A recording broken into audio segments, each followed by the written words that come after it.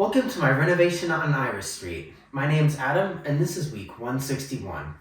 I know it's been a while since I posted a video, so I'm going to try to get back to a more regular cadence. But in the meantime, week 161, it's a big one. I do a bunch of work inside the house, like speakers, a new Mac Studio, and hanging a chandelier. I hang a fixture in the bathroom as well, so without further ado, let's check out week 161.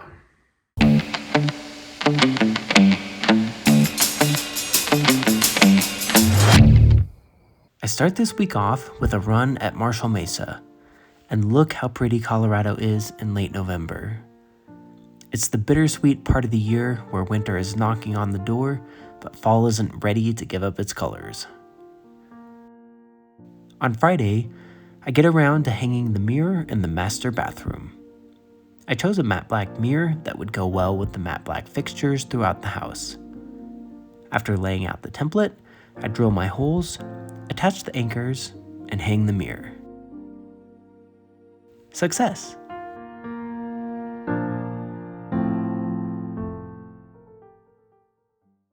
On Saturday, Daya took me to the Botanical Gardens Blossoms of Light.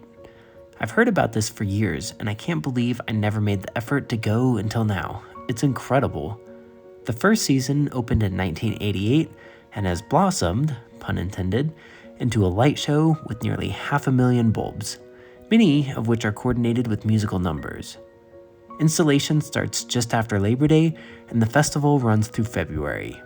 100% of the bulbs are LEDs, and special colors such as teal and purple have to be ordered 6 to 8 months in advance due to limited manufacture runs.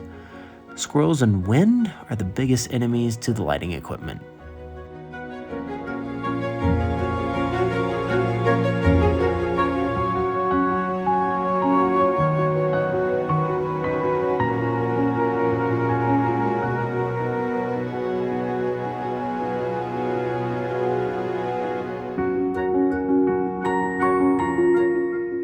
More than anything, it's fantastic that we have things like this in our backyard, and it was so much fun to spend it with Daya, freezing hands notwithstanding. On Sunday, I got a cat. Kind of. Everyone, meet my friend's cat, and my new cat for 3 weeks while he and his wife are out of state. Her name is Cat Friend, and the poor girl was really unsure of her new home for the first few days. But more on that in a bit. While Cat Friend was getting used to her new home, the Klipsch floor-standing speakers for the living room arrived, so it's time to unbox them and check to make sure they're functioning properly. These are the RP8000F2s, and what you need to know about them is they're speakers. They have wood and wire and go boom boom. Apparently, they're good speakers and make good boom boom, so we'll see if the reviews are true. But more on that in a bit. For now, I'm finally making friends with Cat Friend. And yes, that's really her name. After coaxing her out from her hidey spot under the stairs, she's enjoying the warmth of my bed and some nice head scratches. I'll be paying for this trade-off by getting white hair on my clothes and sheets, but can you really put a price on the snuggles bestowed to you by our feline friends? I think not. On Monday, I continue the setup of these Klipsch RP8000F2s. Months ago, I hardwired speaker connections in the wall, so naturally, I'm not going to use those because I didn't plan ahead. These floor-standing units will benefit from a connection near the ground, and since the fireplace can be pulled out, I can easily run new wire through the empty cavity, making sure to go up and around the firebox to accommodate my poor foresight and choice of speakers. After the wiring, here's how things are looking. Oh, and speaking of boom boom, I forgot to mention that I also got 2 Klipsch 12-inch subwoofers. All you need to know about those is that they really go boom boom, and if not adjusted correctly, will probably have my neighbors file a noise complaint against me.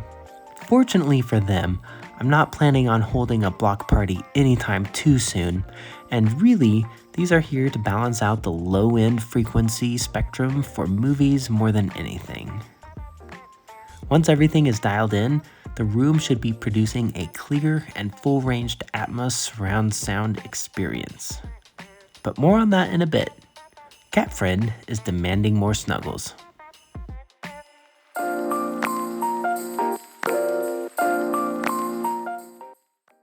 I close out the week with some more exciting new tech.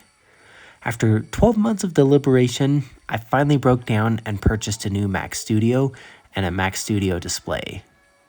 This is Apple's new 27-inch 5K display, complete with a 12-megapixel camera, 3 USB-C ports, 1 Thunderbolt port, and 6 fairly decent speakers.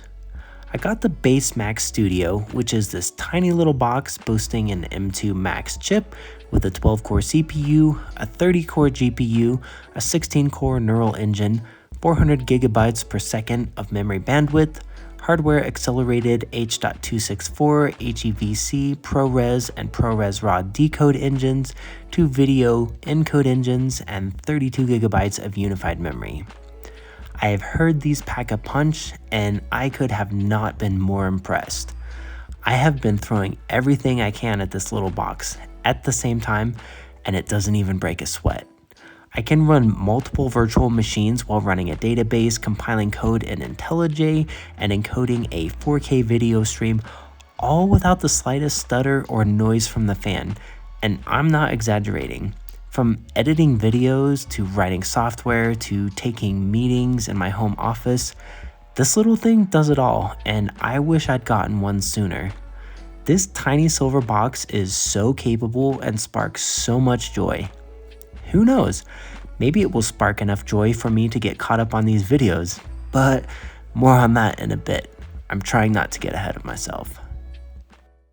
I end the week by hanging the chandelier in the dining room. I'll end up replacing this in a few weeks because I realized there are 2 problems with it. One, I'm not a huge fan of its bare bones aesthetic, but more critically, it isn't centered over the table. I don't know how I missed that detail when ordering it, but it's more than 30 inches off center.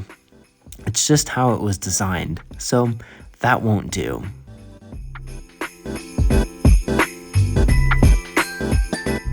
Until next week, thanks for watching, and wish me luck taking care of my new cat friend.